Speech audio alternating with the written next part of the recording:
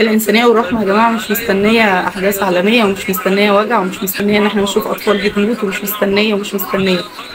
تلات أرباع الناس اللي بتتكلم على القضية دي أصلا ما يعرفوش حاجة عن الإنسانية. يا جماعة تأدبوا في حضرة الإنسانية.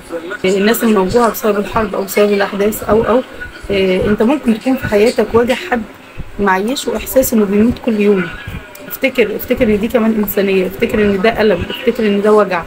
افتكر ان انت زي ما بتدافع عن الوجع الخارجي وبتدور على القضيه وبتدور على الاحداث اللي بره، دور كمان على الناس اللي انت واجهها، دور كمان على الناس اللي انت اذيها.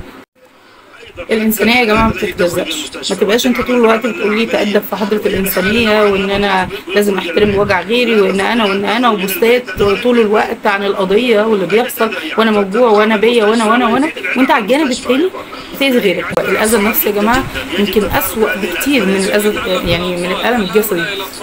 يمكن اللي موجوع مثلا او بياخد علاج او بيقدر مثلا ممكن ياخد مسكن، ممكن ياخد حاجه، لكن لما انت بتسبب اذى نفسي لحد يعني ممكن تخليه يوميا يموت حرفيا، ممكن تخليه يوميا مش قادر يكمل، ممكن كلمه تأذي، ممكن موقف يأذي.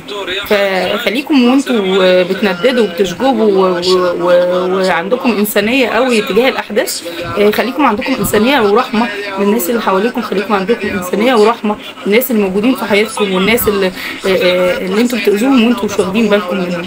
تأدبوا في حضره الانسانيه. انت واجع مين؟ بص، انت اذيت مين؟ وجعوا غيرهم بالكلام، انت مش معانا، انت مش عايش، انت مش حاسس، انت وهو نفسه اصلا عايش في قصه اذي حد بيموته كل يوم حرفيا. فكره ان انت تبقى عارف يعني ايه انسانيه ويعني ايه الم، دي مش اللي احنا بنتفرج عليه، لا، ده الموضوع ده بيحصل يوميا في حياتنا كل يوم.